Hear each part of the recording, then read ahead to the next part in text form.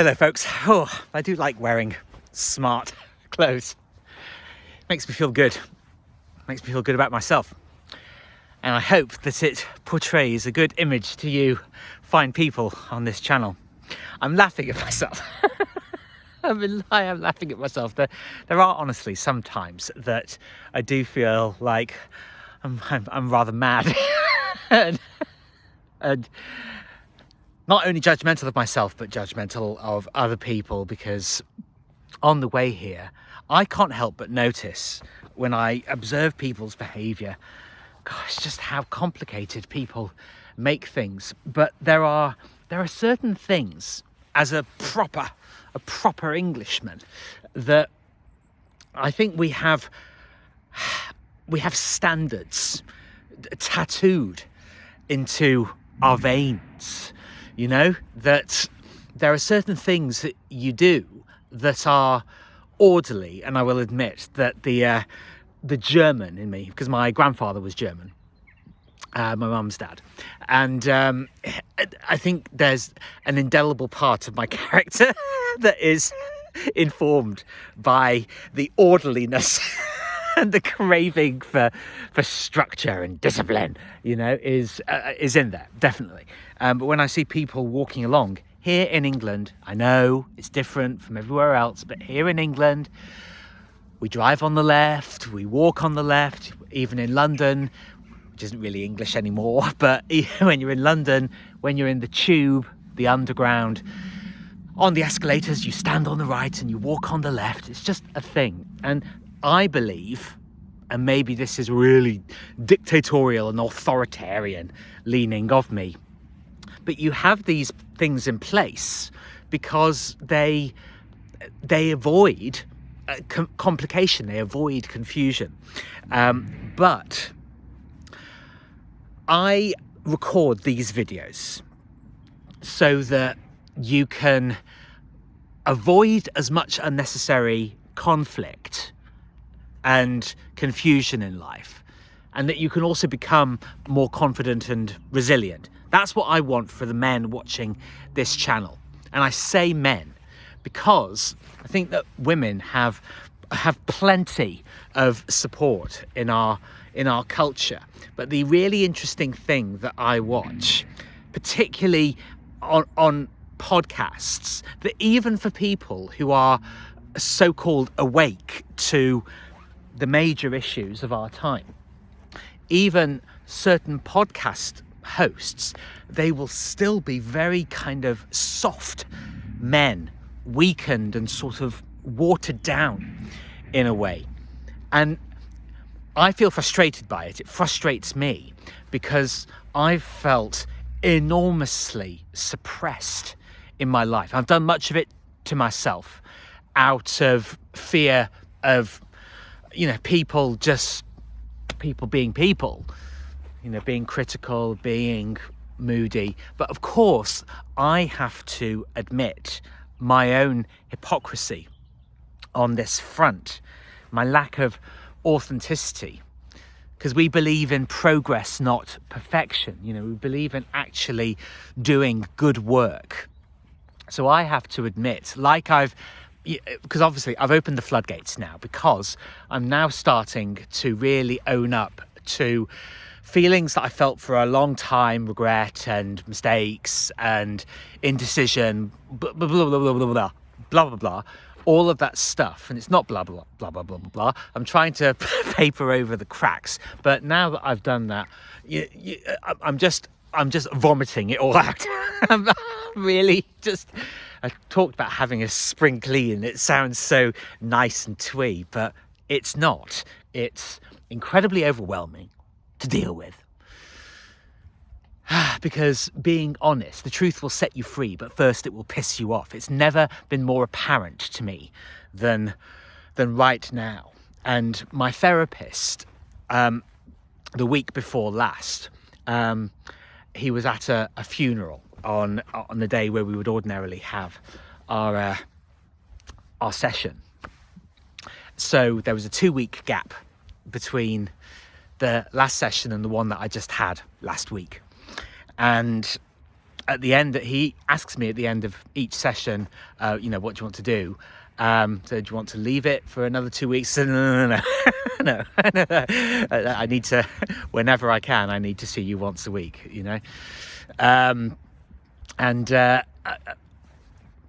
because I need help.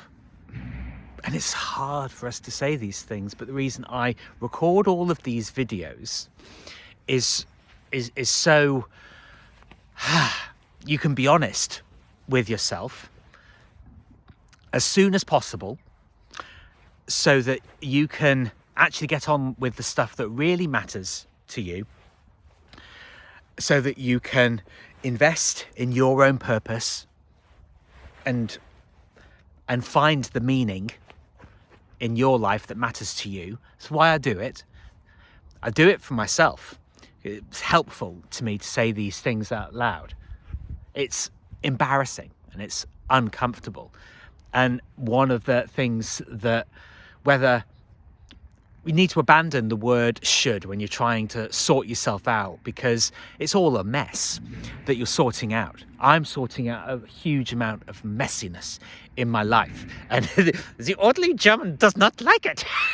The principled and standard obsessed Englishman, doesn't really like it, because there's no real rule book.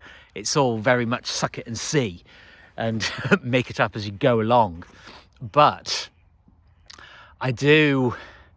Well, that was weird. How strange.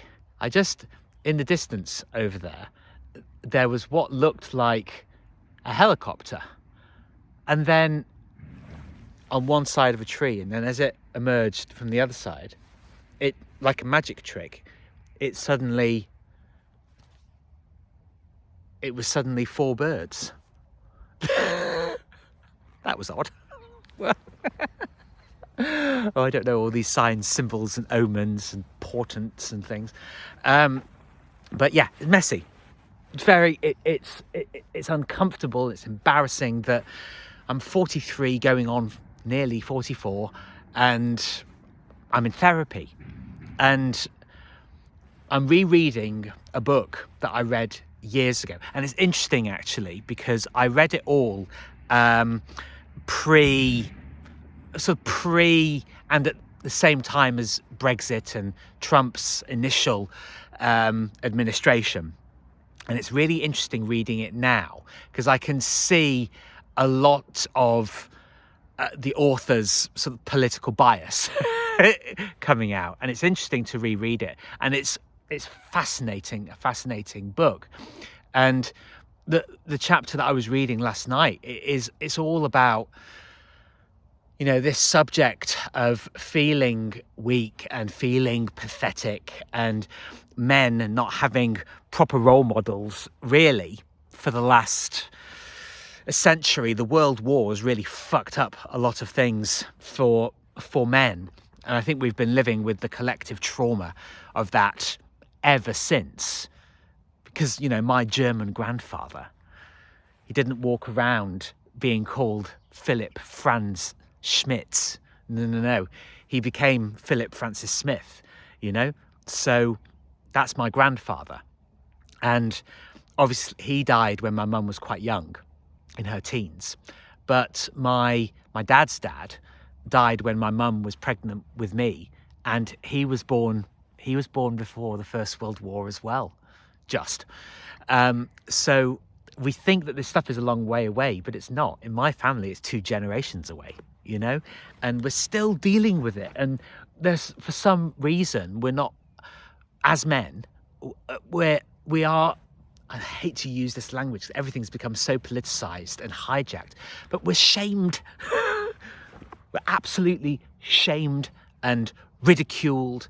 And you get cultural figures like Andrew Tate, who says, oh, I'm a billionaire, which, a lot of people are saying, no, he's not. He's a character. Maybe he is a billionaire. It doesn't matter to me whether he has £5 or £5 billion.